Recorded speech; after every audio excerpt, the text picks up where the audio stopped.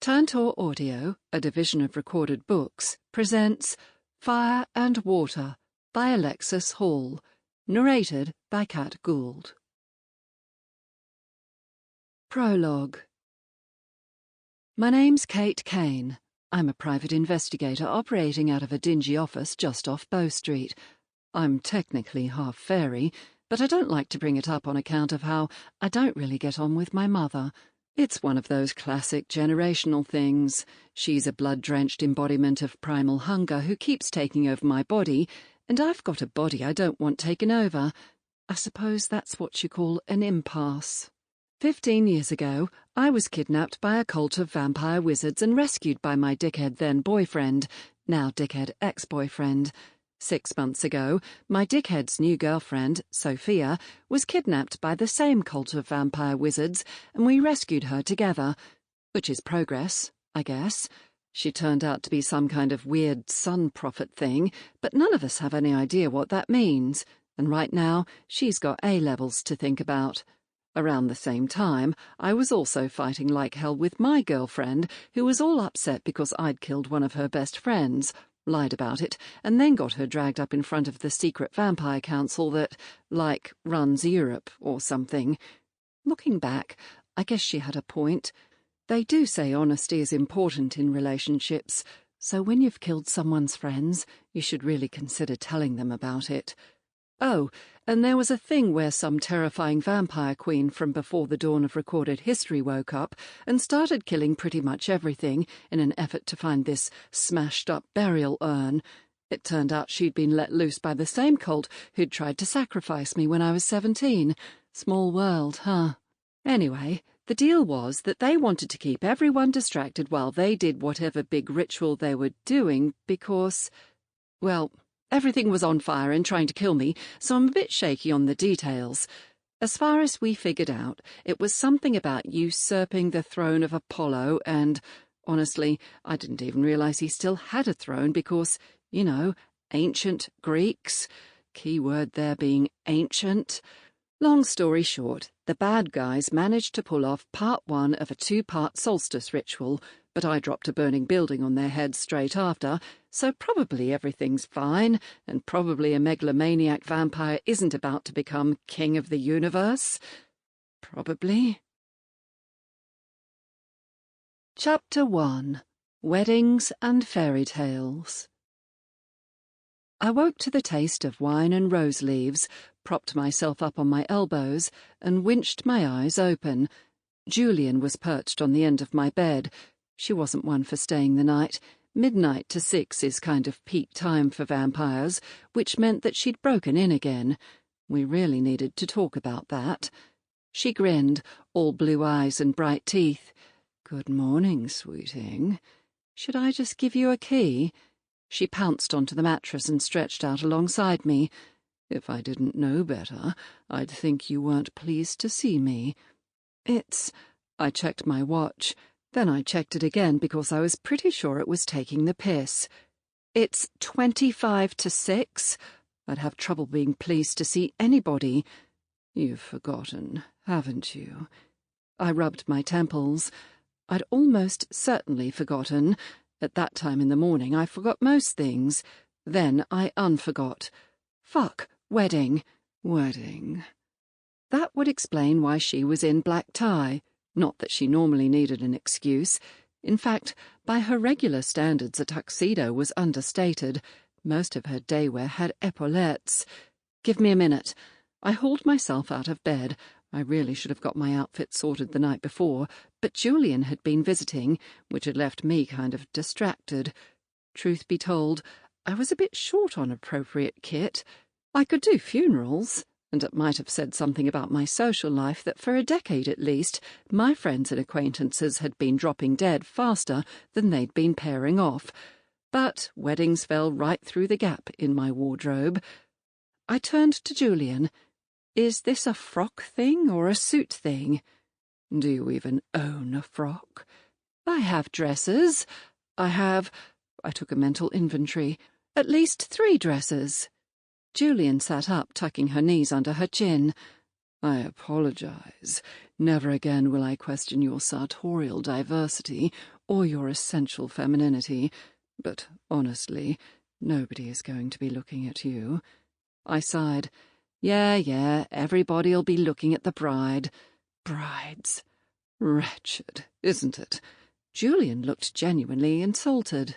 What is the point of being a creature of unthinkable fiendish power and dangerous beauty if you can't be the centre of attention? You get to bang hot PIs? Well, relatively hot PIs. Well, me. Don't be so hard on yourself, sweeting. Of the 47 professional investigators I've had sex with since 1874, you certainly make the top 10. I opened my mouth, then closed it again. You know what? I'll take it. Having thrown every item of clothing I owned onto the bed, the floor, or Julian's head, I went suit. It was more my style, and, besides, the last time I'd worn a dress to an event, it had wound up getting ruined in a high-speed unicorn chase. To my surprise, Julian actually let me get ready without trying to lure me into an impromptu undead shagathon. I was beginning to think she was genuinely concerned about being late, which was new territory for me since being late was her standing operating procedure. It came with the whole package of being an immortal flibbertigibbet. We emerged from the bedroom to find Elise waiting for us. Like always, she was up, dressed and looking immaculate, while I was still debating whether I could get away with substituting coffee for mouthwash. There was nothing that quite beat living with somebody who didn't eat, sleep or sweat and had been purpose-built by a skeevy wizard to conform to unobtainable beauty norms, to make you feel extra specially shitty in the morning. She'd left a French press on the dining table for me, that and a banana. We needed to talk about the bananas. "Good morning, Miss Kate," she said, "and Miss St. Germain. I hope that you will have a lovely time today." I groaned. "Too early, Elise, but thanks." "I did not hear you enter." Elise inclined her head slightly towards Julian. "Did you discorporate into smoke and drift through the window again?" Julian got the kind of pouty that needs 8 centuries of practice. "You make it sound so prosaic. I'll have you know that I've seduced more maidens with the mist and shadows bit than you've met in your entire life. Since I was only animated a year and a half ago, and have spent much of the intervening time either in the care of a Gestalt rat consciousness or standing in Miss Kane's spare room, that is indeed likely." "Wow." Julian blinked. "You really need to get out more." Elise perked up visibly. "Oh, yes, Miss St. Germain. Getting out is one of my favourite activities. Why, only yesterday I went to the shops to purchase groceries for Miss Kane and saw many fascinating things. In particular, I met a staircase that moved. It sat next to a staircase that did not move, but I believe there was no jealousy between them." I drank my coffee. I quietly ignored the banana. "You going to be okay at the office today?" I asked. It wasn't going to win the Nobel Prize for chit-chat, but Julian was getting that "I'm bored and want to say something insulting" look. Elise hadn't quite got the hang of talking to multiple people at once. If I hadn't been used to it, the way her head snapped round would have weirded me out. "I have been working with you for some while now. I believe my skills will be adequate to the task. I will file." "Better you than me." "Yes, Miss Kane, you are very bad at it." Julian, Elise and I left the flat at about the same time. Elise took off in my car. These days it was more our car, or possibly even her car, since it had been completely wrecked in a supernatural duel last year, and she'd refused to let me junk it. As for Julian and me, we'd be going by limo, one of the many perks of dating the vampire prince of pleasure. Although, honestly, I was surprised that it had sat outside my flat this whole time without getting keyed. "You know," I said, "showing up like this could seriously upstage the happy couple. We'll park around the corner and walk in. I'm not a complete narcissist." That wasn't even a little bit true, but I let it slide. I lay back against the absurdly expensive upholstery. I'd developed something of a taste for sleeping in cars during the narrow window between Elise taking over the driving and Elise discovering hardcore German thrash metal. "Whose wedding is this exactly?" "Violet. She's an ex."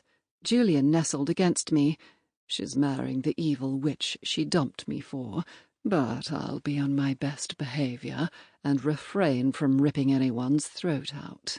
I wrapped an arm around her. Or somebody's jealous. Which, now I thought about it, wasn't really the way I wanted my girlfriend to be feeling about a woman she'd broken up with half a century ago. I was, she conceded, but I'm mostly over it. And anyway, she arched up and kissed me gently on the cheek. I moved on. That was mostly reassuring, but something was still bugging me. Hang on, when you say witch, metaphorically, sort of, she set me on fire with her mind once. That sounds pretty witchy to me. I believe she's technically a pyrokinetic. They did all sorts of research on that kind of thing back in the 50s. I narrowed my eyes. Who's they? Oh, you know, the usual people. And you do realize, she gave me her brightest, most impenetrable smile, that this is technically a date, darling, not an interrogation. The limo whisked us through London and out towards the leafy groves of Hertfordshire. The wedding was in one of those hotels that used to be some posh house back in the day, back when your average rich person lived in a place big enough that you could cast 6 seasons of an ITV drama just from their servants. At Julian's instructions, we parked a couple of streets away and walked together up the long gravel drive towards the wedding party. When we got close enough to see the other guests, it became awkwardly obvious that I was going to be the youngest person there by a good few decades. That still meant everybody else was closer to my age than my girlfriend was, which was kind of a headfuck, if I thought about it. I tried not to think about it. Julian unlinked her arm from mine. "Save me a seat, sweeting." "Whoa, whoa, whoa, you're leaving me?" "I'm walking Violet down the aisle. Didn't I explain?" She had not explained. "Isn't that kind of weird?" "Well, her father died in the early 80s, so it would be even weirder if he did it." She paused.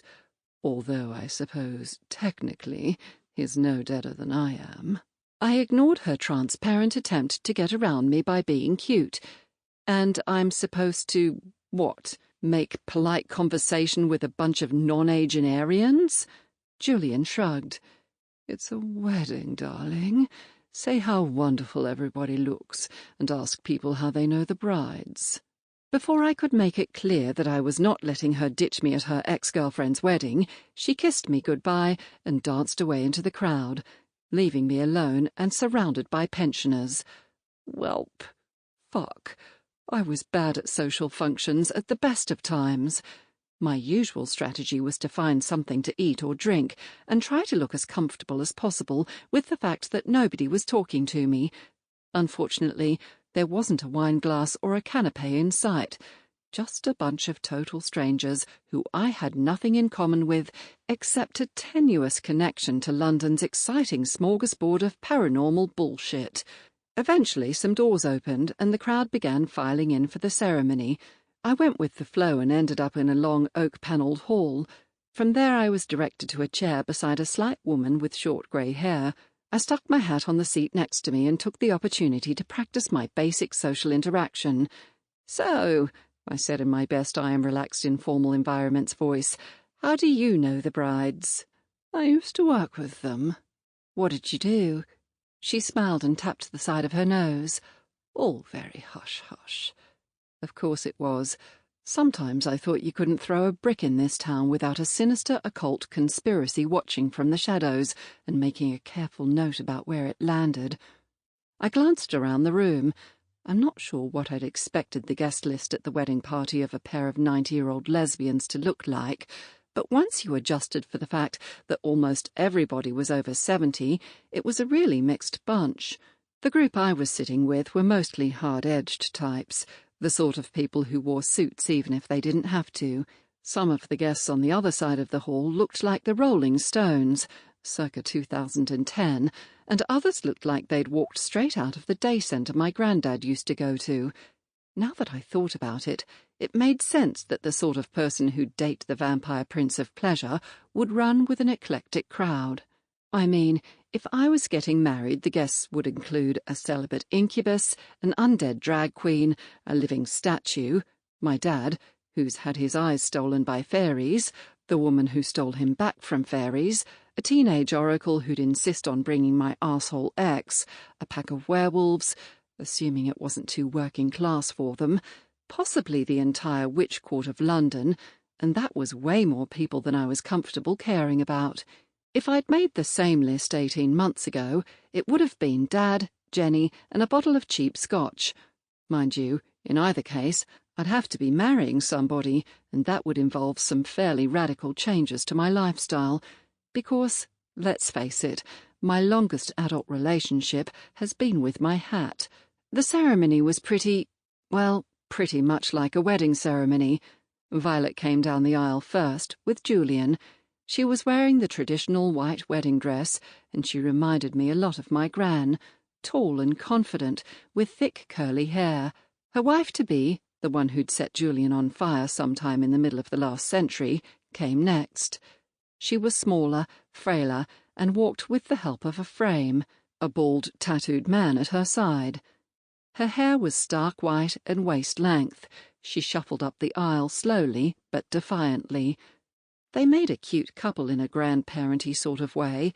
I wasn't one for big public rituals, and weddings, in particular, tended to make my teeth itch. Maybe it had something to do with the cheating spouses who had been paying my bills for the best part of a decade. In a lot of ways it made more sense this way around. Any pair of 20-something idiots can decide to get married, but these two had actually stuck together for 60-odd years, and in my book that was a way better excuse for a party than just being young and impulsive. They did the vows thing and the kissing thing, and then the whole wedding party tromped out for the reception. Liberated from her aisle-walking duties, Julian sidled over to me and slipped her arm around my waist. "Having fun? Are you taking the piss?"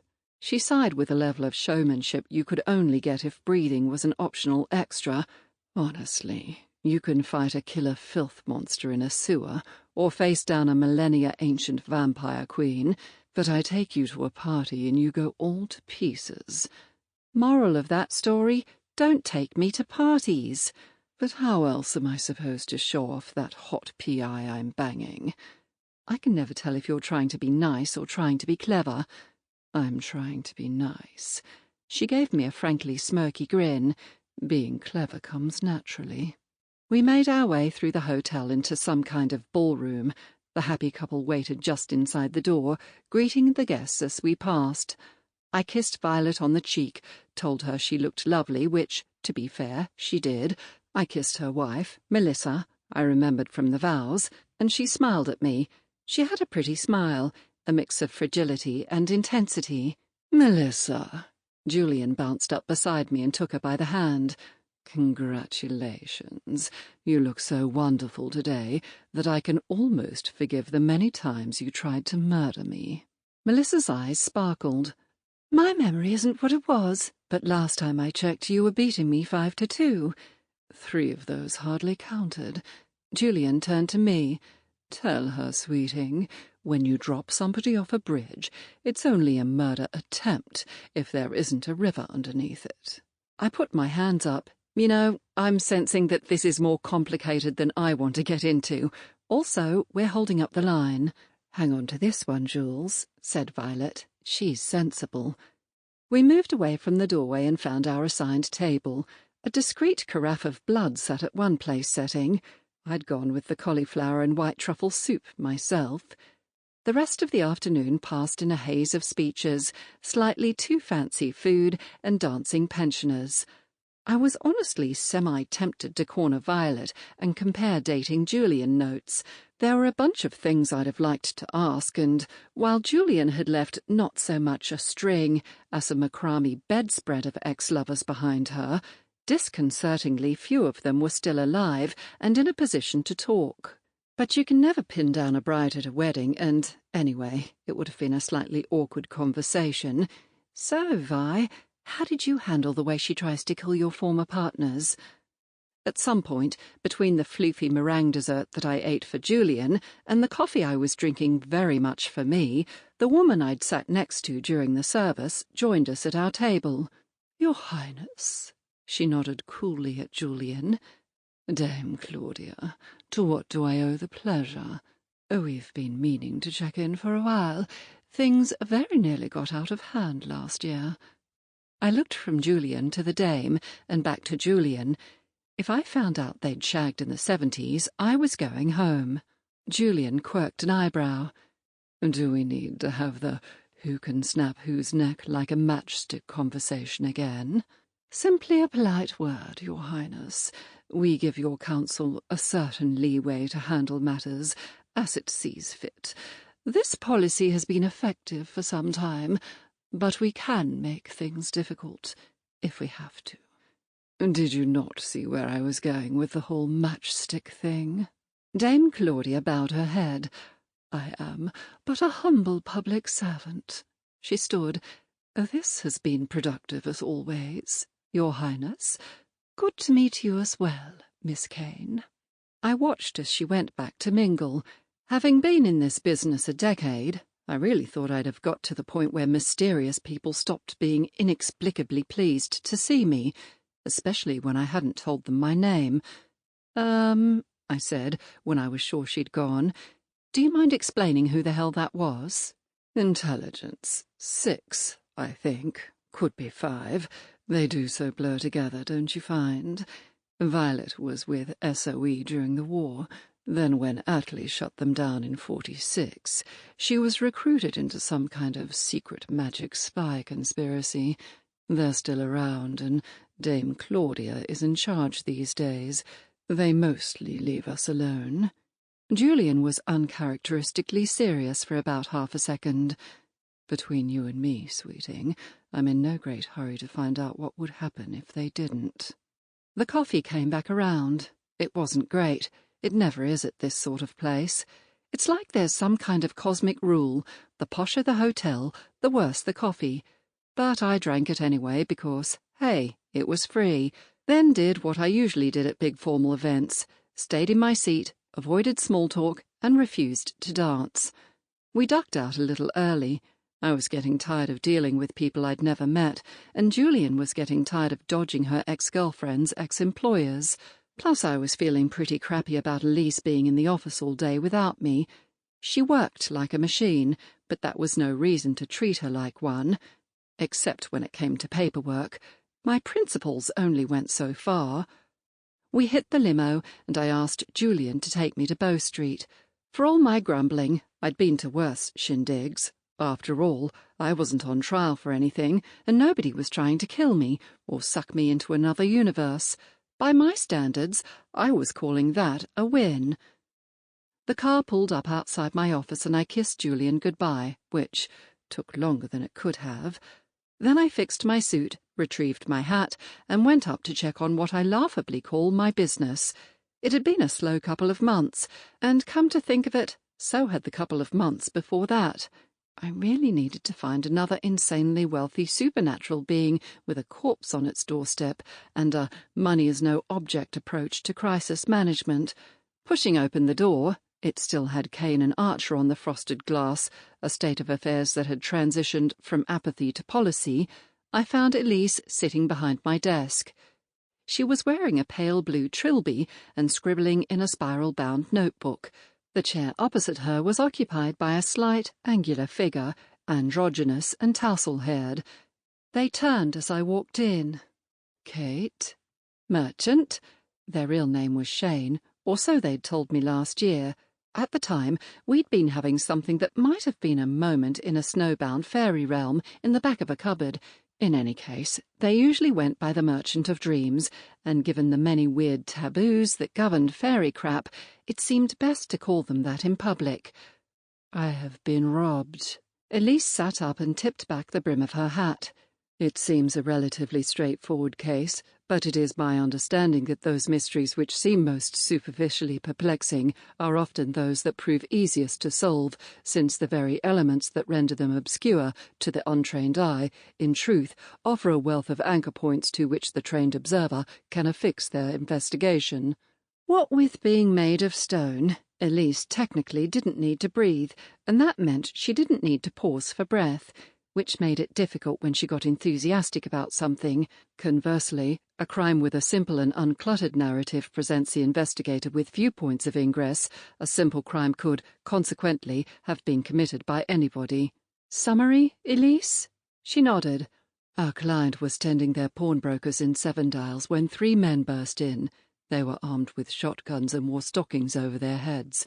They took only one item, a plaster bust of Napoleon that had been deposited 6 months previously by a Miss Corin Black.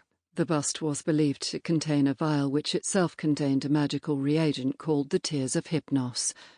Oh, Dick's piss and bollocks! I buried my head in my hands.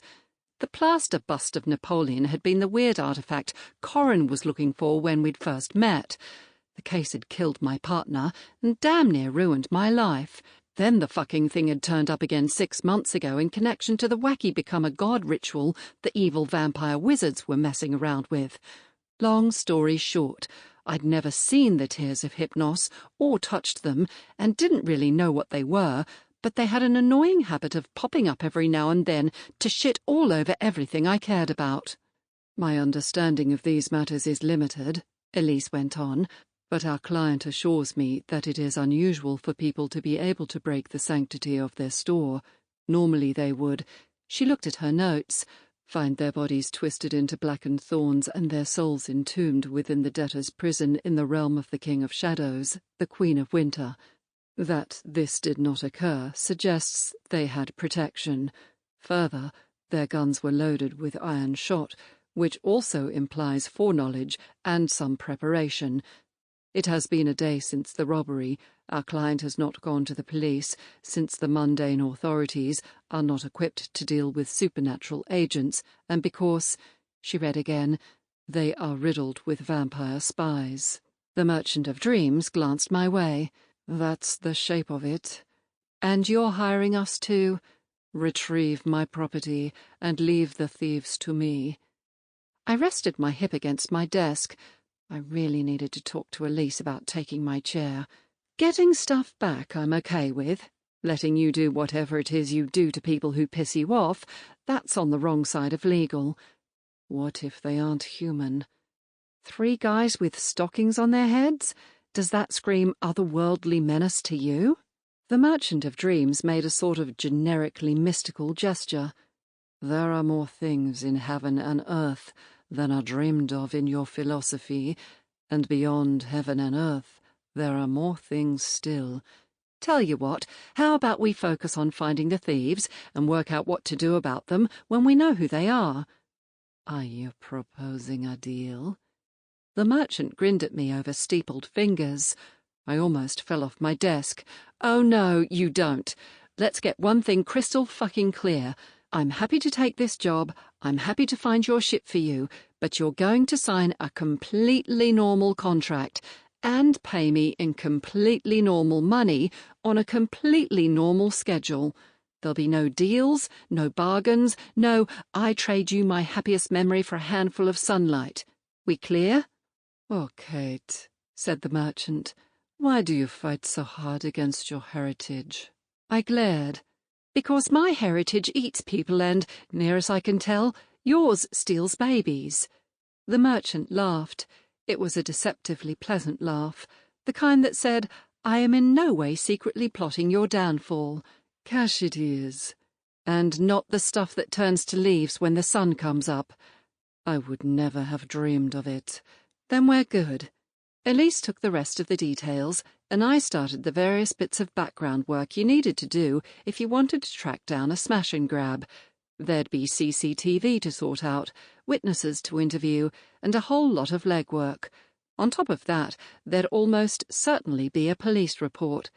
People didn't bust into shops in busy commercial districts and leg it with bulky bits of ornamental tat without somebody calling the cops.